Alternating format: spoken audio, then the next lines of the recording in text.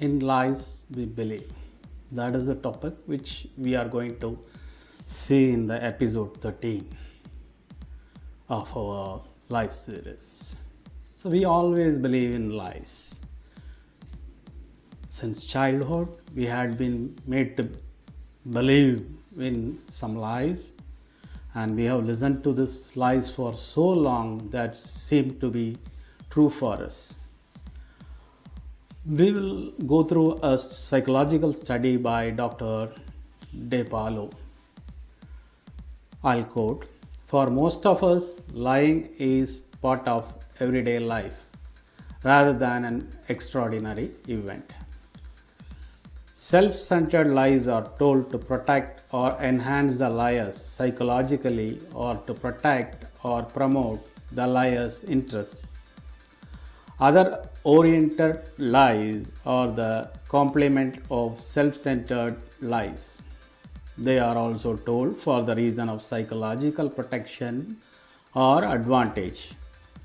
But the person protected or advantaged is not the liar.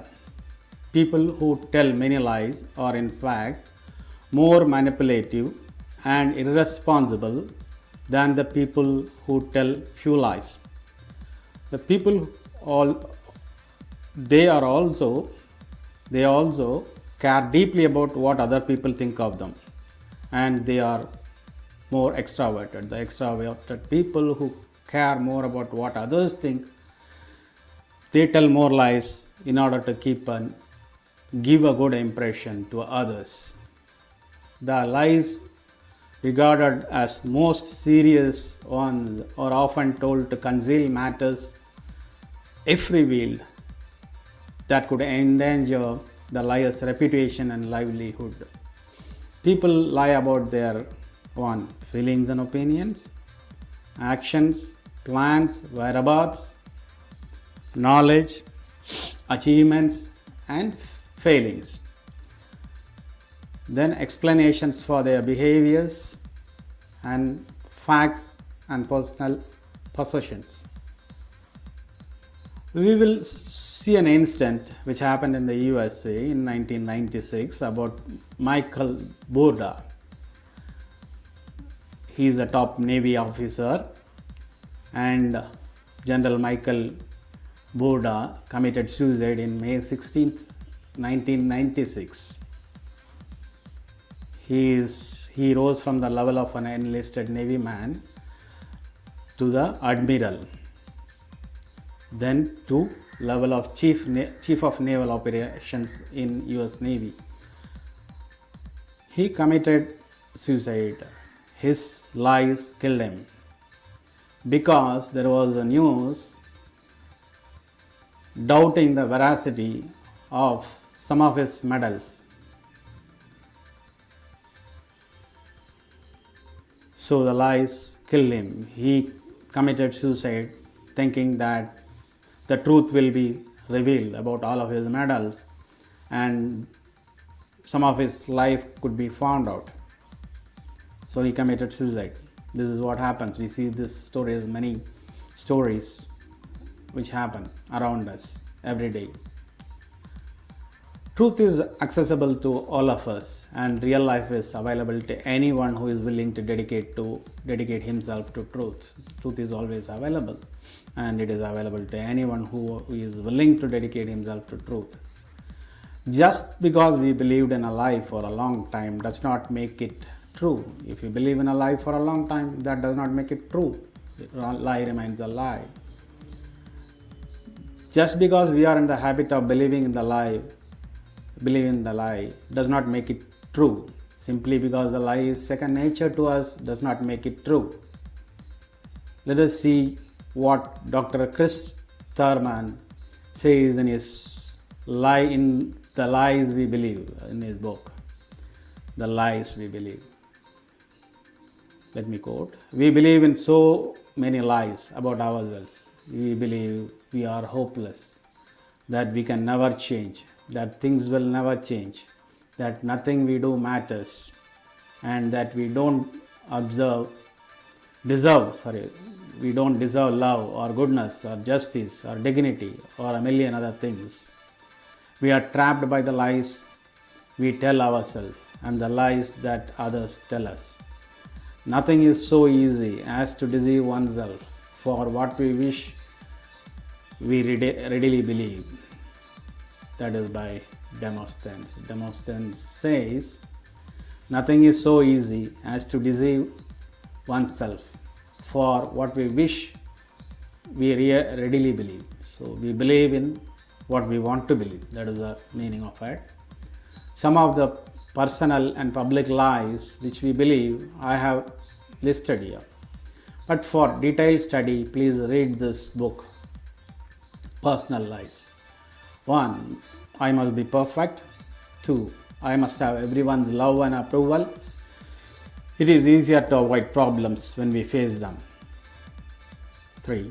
That is the third lie. Fourth lie is I can't be happy unless things go my way. Fifth lie we tell ourselves is my happiness is somebody else's fault. Most of us do that. How trustworthy are the messages we receive today? Most of them are dangerous and many destroy our lives. We are being brainwashed through advertisements and through other media.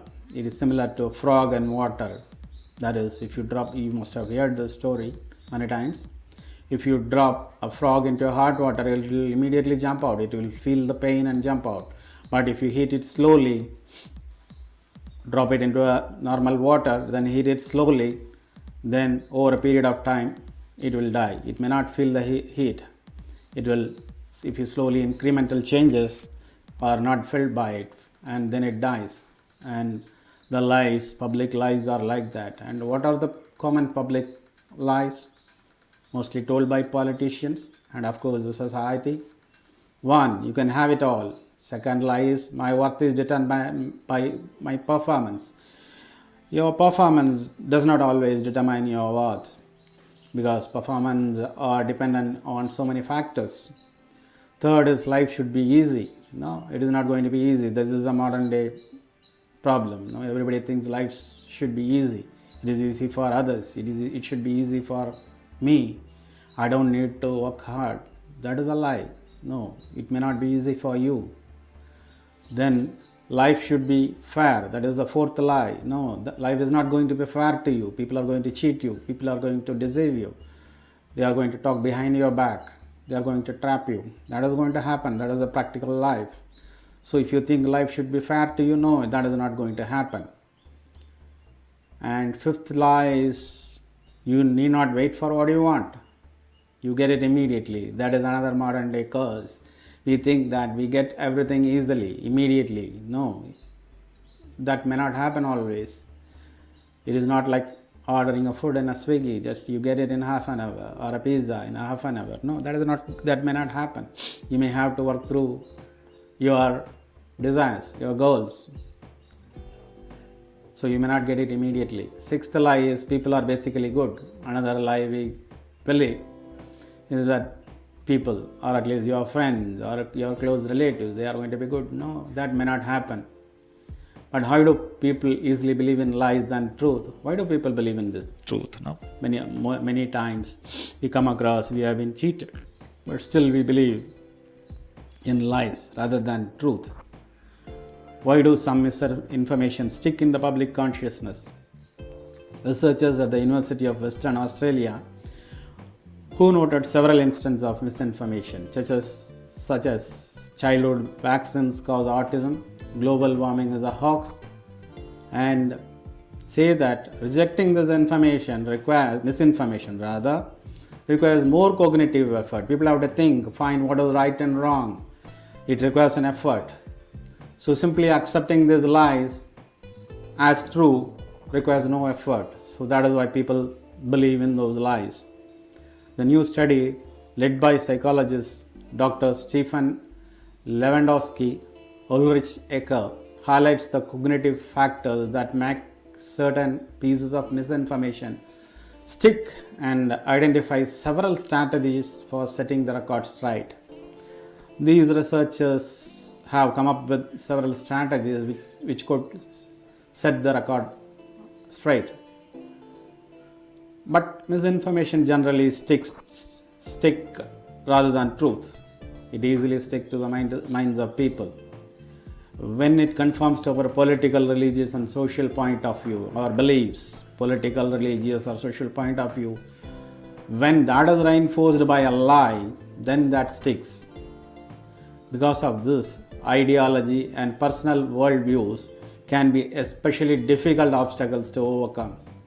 The report notes that efforts to retract misinformation often backfire and actually lead to the strengthening of an erroneous belief.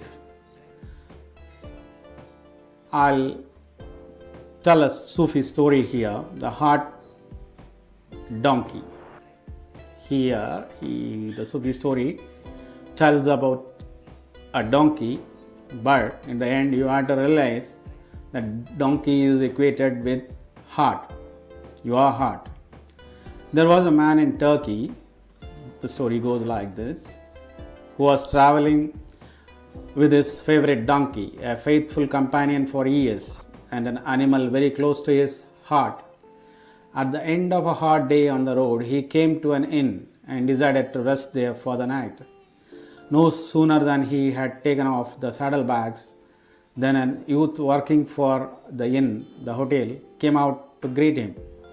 Salam alaikum sir, welcome to our humble shelter. Please come inside and get some warm soup and sit beside the fire. And the man, the traveler, said, of course I would like to, but first make sure my donkey is well cared for, because earlier people used to travel by donkey, and he wanted the donkey to be taken care because it's tired and he has to continue his journey. The man said, patting the donkey on the back. The youth replied, please sir, allow me to attend to such details. You don't worry about that. You are a honored guest here, I'll take care of the donkey. But it's an old donkey and it requires a nice bed of hay. Don't put it on a stone. Put it on a nice bed of hay because it has walked all the day long. And the lad replied, we guarantee you the best care, don't worry about it. But the traveler continued, you sweep the floor and make sure there are no stones. If it does not sleep well, it will get a terrible mood tomorrow. It will not cooperate with me. The young worker replied, just trust me, please sir, we are all professionals. So add some water to the straw, because it's an old donkey, the teeth are shaky, so he likes a fresh grass to begin with. The young boy replied, sir, you are embracing me. You will have the best treatment. Your donkey will have the best treatment here.